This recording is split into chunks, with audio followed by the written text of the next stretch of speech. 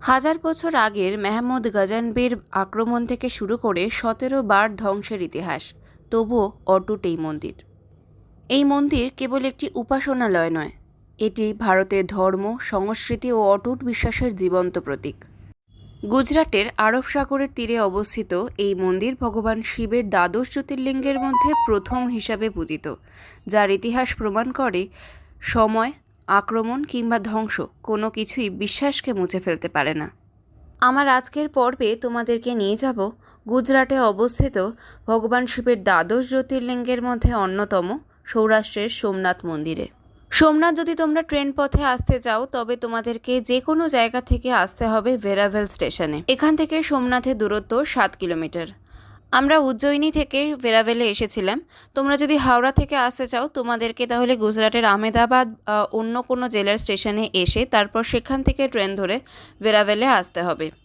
ভেরাভেল স্টেশনের বাইরে প্রচুর টোটো, অটো দাঁড়িয়ে থাকে, তারাই তোমাদেরকে সোমনাথ মন্দিরের কাছে পৌঁছে দেবে।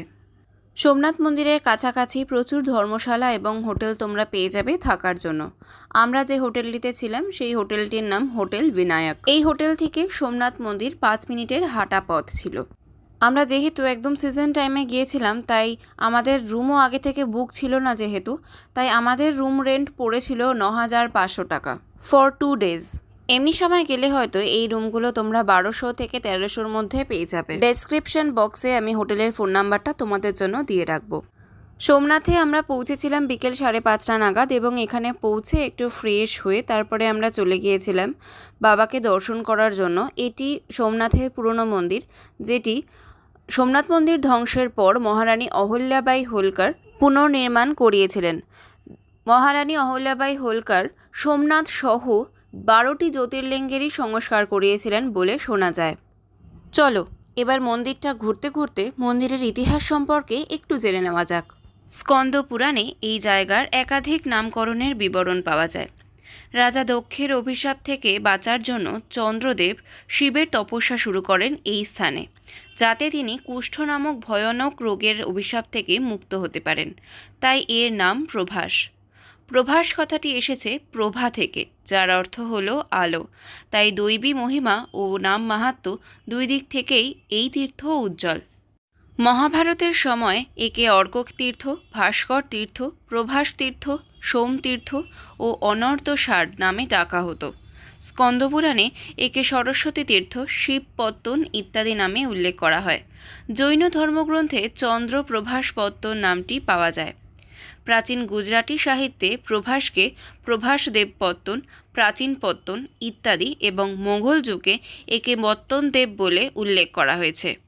দেবাদিদেব মহাদেব চন্দ্রদেবের অভিশাপ অংশত নির্মূল করেন।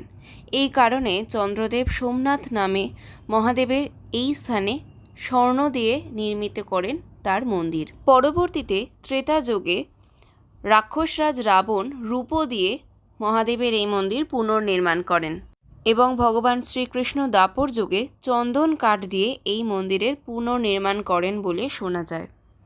শিব পুরাণে ১৩তম অধ্যায়ে সোমনাথ মন্দিরের উল্লেখ পাওয়া যায়। সোমনাথ স্থানটি প্রাচীনকাল থেকেই একটি তীর্থস্থান হিসাবে পরিচিত, কারণ এটি একটি ত্রিবেণী সঙ্গম, কপিলা, হিরণ এবং সরস্বতী এই 3টি নদীর সঙ্গমস্থল।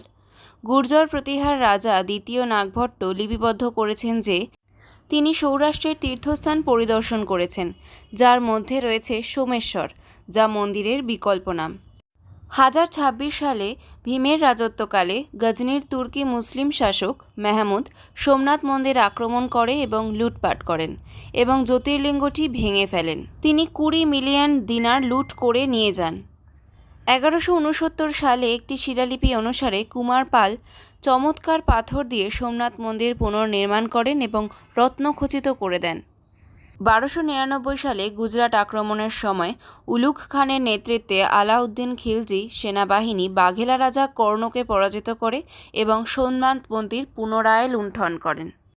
1308 সালে সৌরাষ্ট্রের রাজা প্রথম মহিপাল মন্দিরটি পুনর্নির্মাণ করেন এবং 1331 সাল থেকে 1351 সালের মাঝামাঝি সময় তার পুত্র শিবলিঙ্গটি প্রতিস্থাপন করেন।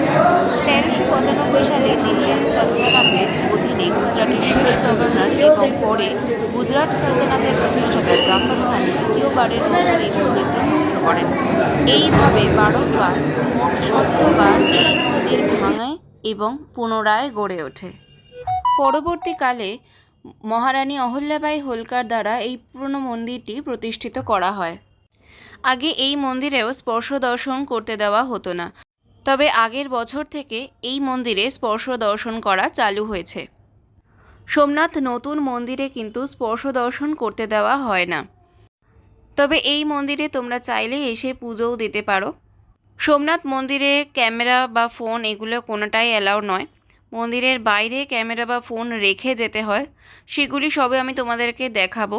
তবে যেহেতু ওখানে ক্যামেরা অ্যালাউ নয়, তাই যতটুকু ছবি তোলা সম্ভব হয়েছে আমি ততটুকুই তোমাদের জন্য ভিডিও করে আনতে পেরেছি। এখান থেকে শুরু হয়ে যায় নতুন মন্দিরের করিডর। দূরে দেখা যাচ্ছে সোমনাথ মন্দির, তোমাদেরকে দেখাবো।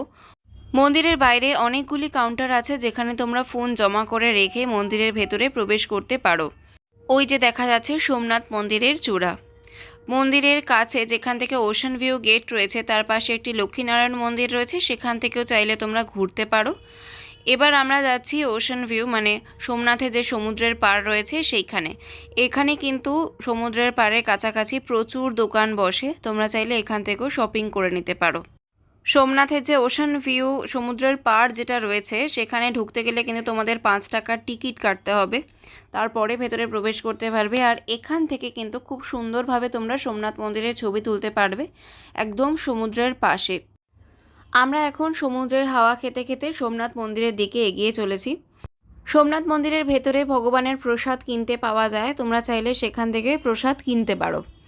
প্রত্যেক দিন সন্ধে 7টার সময় এখানে ভগবান শিবের আরতি হয় মন্দিরের ভেতরে, চাইলে আরতি দেখতে পারো। এবং তারপরে 8টা থেকে শুরু হয় মন্দিরের লাইট অ্যান্ড সাউন্ড শো, যেটা টিকিট লাগে 50 টাকা। তবে এই যে জায়গাটা আমি এখন আছি এইখান থেকেও কিন্তু লাইট অ্যান্ড সাউন্ড শোটা বেশ ভালো দেখতে পাওয়া যায়, তোমাদেরকে আমি দেখাবো সেটা। মন্দিরের ভেতরে যে গ্যালারি আছে সেখানে যদি বসে তোমরা লাইট অ্যান্ড সাউন্ড শোটা দেখতে চাও তবে 50 টাকার টিকিট কাটতে হবে। তবে এই সমুদ্রের পাড় থেকে কিন্তু বেশ ভালো দেখা যায়, সেটাও দেখাবো। এখন ভারতের লৌহ মানব এবং উপপ্রধানমন্ত্রী বল্লভভাই প্যাটেল 1947 সালে 12ই নভেম্বর জুনাগড়ে আসেন। সেই সময় তিনি সোমনাথ মন্দির পুনর্নির্মাণের নির্দেশ দেন। সেই অনুযায়ী তহবিল সংগ্রহ হয় এবং মন্দির নির্মাণ তদারকি করার জন্য সোমনাথ ট্রাস্ট প্রতিষ্ঠিত হয়। নতুন কাঠামোটি গুজরাটের ঐতিহ্যবাহী সোমপুরি মন্দির নির্মাতারা তৈরি করেছিলেন। 1951 সালে 11ই মে ভারতের রাষ্ট্রপতি ডক্টর রাজেন্দ্র প্রসাদ মন্দিরের প্রতিষ্ঠা অনুষ্ঠান করেন। বর্তমানে ট্রাস্টের চেয়ারম্যান হলেন ভারতের প্রধানমন্ত্রী। এখন তোমাদেরকে দেখাচ্ছি মন্দিরে যে লাইট অ্যান্ড সাউন্ড শোটা হচ্ছিল সেটা আমি কিছুটা ভিডিও করেছি। এখান থেকে বেশ সুন্দর লাইট অ্যান্ড সাউন্ড শোটা দেখতে পাওয়া যাচ্ছিল। একদম পরিষ্কার জায়গা থেকে একদম ভালোভাবে দেখতে পাওয়া যাচ্ছিল। উইদাউট টিকিটে আমরা এটা এনজয় করেছি। এই লাইট অ্যান্ড সাউন্ড শো এর মাধ্যমে পুরোপুরি মন্দিরের ইতিহাস এবং মন্দির সংক্রান্ত ধর্মীয় কথাও তোমরা জানতে পারবে। রাত 8টা থেকে রাত 9টা পর্যন্ত এই লাইট অ্যান্ড সাউন্ড শোটা হয়। সোমনাথ মন্দির ভোর 6টা থেকে রাত্রির 10টা পর্যন্ত খোলা থাকে দর্শনের জন্য। এখানে যে সাউন্ডটা ছিল সেটা আর আমি দিতে পারলাম না, কারণ কপিরাইট পড়তে পারে। মন্দির প্রাঙ্গণে একটি টাওয়ার রয়েছে যেখানে সংস্কৃত ভাষায় লেখা রয়েছে যে দক্ষিণ দিকের টাওয়ার থেকে সরল পথ অনুসরণ করলে কেউ বাধা ছাড়াই দক্ষিণ মেরুতে ভ্রমণ করতে পারবে। আজকের মতো তবে আমি এখানেই বিদায় নিচ্ছি। নতুন ভিডিও নিয়ে খুব তাড়াতাড়ি দেখা হবে, আর সেখানে থাকবে সোমনাথে আসার পরে সোমনাথ মন্দির ছাড়া আর কি তোমরা ঘুরে দেখতে পারো সেই নিয়ে। তো কেমন লাগলো আমার আজকের ভিডিওটা সেটা কিন্তু অবশ্যই আমাকে কমেন্টে জানিও। ভালো লাগলে লাইক করো, শেয়ার করো ফ্রেন্ডস আর ফ্যামিলির সাথে।